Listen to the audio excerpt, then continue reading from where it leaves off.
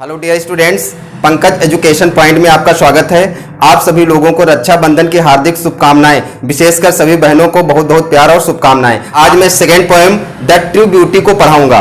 True beauty को Thomas Carew ने लिखा है। थॉमस कैरू जो अंग्रेजी के बहुत ही प्रसिद्ध जाने माने कवि हैं, जिन्होंने बहुत सारी लिरिक लिखी है। आज की जो प्रेजेंट पोएम है वो भी उनकी एक लिरिक का ही जीता जाता बहुत अच्छा उदाहरण है। तो आइए देखते हैं इस पोएम में क्या है। इस पोएम में उन्होंने सुंदरता के बारे में बताया है। उन्होंने शारीरिक सुंदरता और आध्यात्मिक सुंदरता दोनों में बहुत अच्छी तरीके से अंतर बताया है। In this poem he describes what is difference between physical beauty and the spiritual beauty. इस पोएम में सिर्फ 2 स्टैंजाज हैं। पहला जो स्टैंजा है वो फिजिकल ब्यूटी को प्रदर्शित करता है और जो सेकंड स्टैंजा है वो स्पिरिचुअल ब्यूटी के बारे में वर्णन करता है। तो सबसे पहले दोनों स्टैंजाज का हम अर्थ देखेंगे, उसमें जो डिफिकल्ट वर्ड्स हैं उनकी मीनिंग देखेंगे, उसके बाद हम इसका एक्सप्लेनेशन करेंगे। तो आइए देखते हैं। He that loves a rosy cheek or a coral lip admires, or from star-like eyes doth seek fuel to maintain his fires. As old time makes these decay, so his flames must waste away. तो यहाँ पर देखिए, He that loves the rosy cheek, यहाँ पर रोजी चीक का मतलब गुलाबी गाल से। और a coral lip, कोरल बोलते हैं मूंगा को। मूंगा जो डीप रेड कलर का होता है, तो यहाँ पर कोरल मूंगा हो गया। लिप एडमायर्स, एडमायर्स मतलब होता है प्रशंसा करना। और from star like eyes doth seek, doth मतलब डज से है और सीक मतलब होता है तलाश करना, खोजना। स्टार लाइक आइज मतलब सितारों जैसी आंखें। Fuel to maintain his fire, fuel मतलब ईंधन होता है, मेंटेन मतलब बनाए रखना। हिज फायर्स, फायर तो ज्वाला को बोलते हैं, लेकिन यहां पर फायर्स का मतलब प्रेम की ज्वाला से।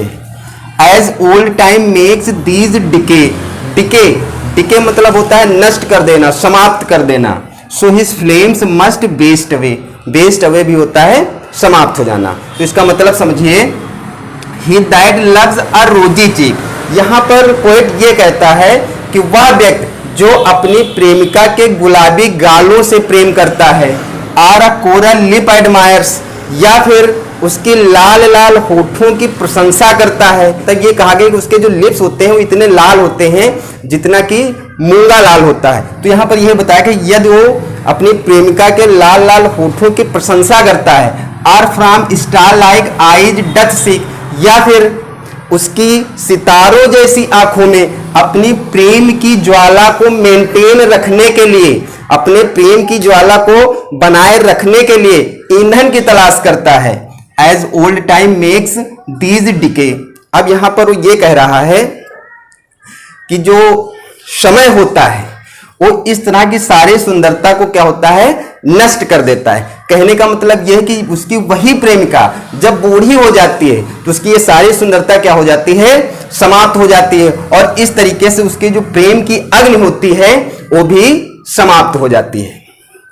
In fact, the poet says that the love based on physical beauty is not permanent, is not forever.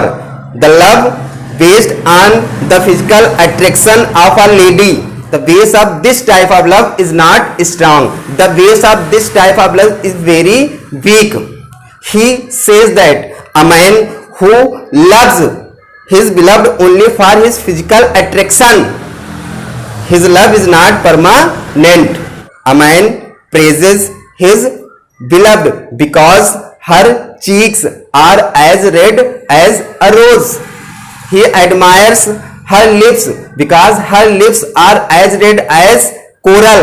A man maintains his fire of love by her eyes, which are as bright as stars in the sky. Thus, his love is based on the physical attraction of his beloved, but it is not permanent, because when his beloved becomes old, all her beauty is finished. Then the love which is based on the physical attraction is also finished. We can understand it in a very easy way. We can say that when his beloved is young, her cheeks are as red as rose, but when she becomes old, there are wrinkles on her cheeks.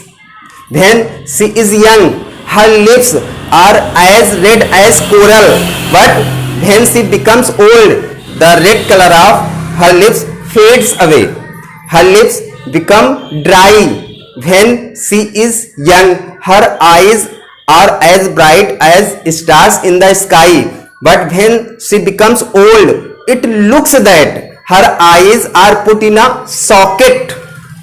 Thus, her physical beauty is finished, and the love which is based on her physical beauty is also finished. यहाँ पर वो ये बताना चाह रहा है कि यदि कोई व्यक्ति अपनी प्रेमिका को सिर्फ इसलिए प्रेम करता है कि उसके जो गाल हैं वो गुलाब जैसे लाल हैं, उसके जो लिप्स हैं वो कोरल जैसे मूंगे जैसे लाल हैं, उसकी जो आईज हैं वो सितारों जैसी चमकती हैं, तो अगर सिर्फ इसलिए प्रेम करता है तो उसका प्रेम अस्थाई नहीं होता है, वो क्या होता है, अस्थायी होता है। क्योंकि जब उसकी प्रेमिका बूढ़ी हो जाती है, उसकी जो गाल गुलाबी होते हैं वहां पर बहुत सारी झुर्रियां पड़ जाती हैं, उसकी सारी सुंदरता गुलाबी या भाव सब क्या हो जाती है, समाप्त हो जाती है।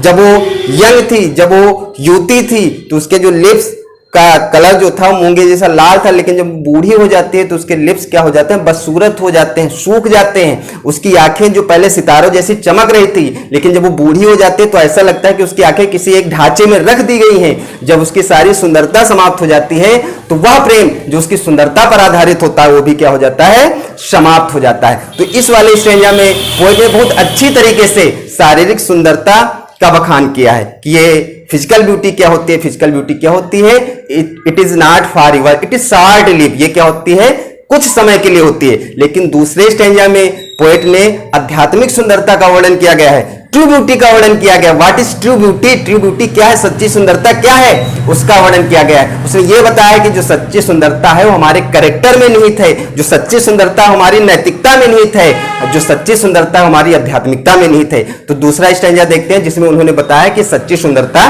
क्या है। But a smooth and steadfast mind, gentle thoughts and calm desires, heard with equal love combined, kindle never dying fires. Where these are not, I despise, lovely cheeks or lips or eyes. पहले यहाँ पर हम meaning देख लेते हैं। Smooth, smooth का मतलब होता है कांस्टेंट, मतलब सदैव एक सा रहने वाला। स्टेडफास्ट, स्टेडफास्ट का मतलब होता है फर्म, फर्म मतलब दृढ़। माइंड मतलब क्या होता है, मस्तिष्क। Heart, gentle thoughts, gentle thoughts का मतलब होता है अच्छे विचार, good thoughts. And calm desires, calm desires मतलब पीसफुल डिजायर्स, शांत इच्छाएं। Hearts with equal love combined, kindle never dying fires. यहां पर फायर्स का मतलब वही है ज्वाला, मतलब प्रेम की ज्वाला। Where these are not, I despise, despise का मतलब होता है हेट, घृणा करना। Lovely cheeks or lips or eyes. अब देखिए यहां पर पोएट क्या कहता है, वो कहता है but a smooth and stayed fast mind. कहा गया है कि ऐसी महिला जिसका मस्तिष्क क्या होता है, दृढ़ होता है, जिसके विचार क्या होते हैं, अच्छे होते हैं, जिसकी इच्छाएं शांत होती है।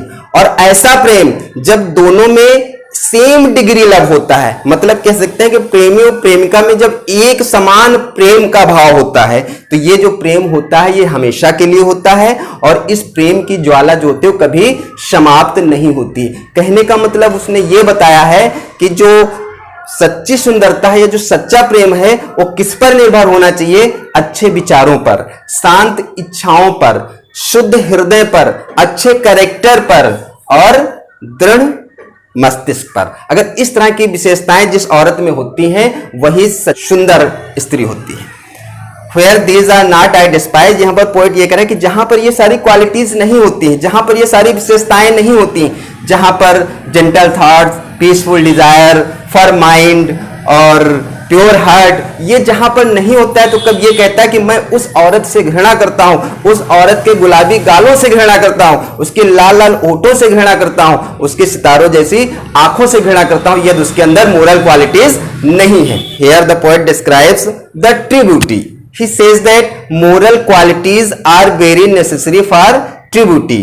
That woman will be called truly beautiful who has firm mind, pure heart, peaceful desires, good thoughts and good character. A woman without these qualities can not be called beautiful. Without these qualities, a woman is nothing. She is only a showpiece. Here, the poet says that if a woman has not these qualities, he hates her beautiful cheek, her star-like eyes, and her red lips. इस प्रकार कवि महोदय ने एक संदेश दिया है, सत्यम शिवम सुंदरम, अर्थात जिसके अंदर अध्यात्म है, जिसके अंदर शिव है, जिसकी क्वालिटीज अच्छी है, जिसके अंदर नैतिकता भरी है, वही महिला क्या है? सुंदर स्त्री है.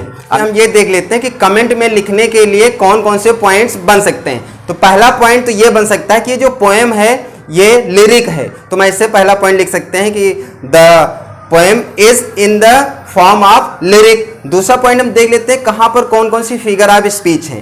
तो इसमें ये जो लिखा है स्टार लाइक आइज, तो स्टार लाइक आइज यहाँ पर लाइक वर्ड आया है, और जहां पर लाइक वर्ड आता है तो वहां पर सिमिली फिगर ऑफ स्पीच होती है, तो यहां पर सिमिली फिगर ऑफ स्पीच का यूज किया गया है. इसके बाद एक लाइन ये दी है, as old time makes these decay, मतलब ये कहा गया है कि जो समय होता है वो सारी सुंदरता को नष्ट कर देता है, मतलब समय को पर्सनिफाइड किया गया है. तो यहाँ पर समय को पर्सनिफाइड किया गया, इसलिए यहाँ पर पर्सनिफिकेशन फिगर ऑफ स्पीच है. तो इस लाइन में पर्सनिफिकेशन फिगर ऑफ स्पीच का यूज किया गया है. तो दूसरा पॉइंट हमारा ये बनेगा, there is a proper use of simile and personification figure of speech in the stanza.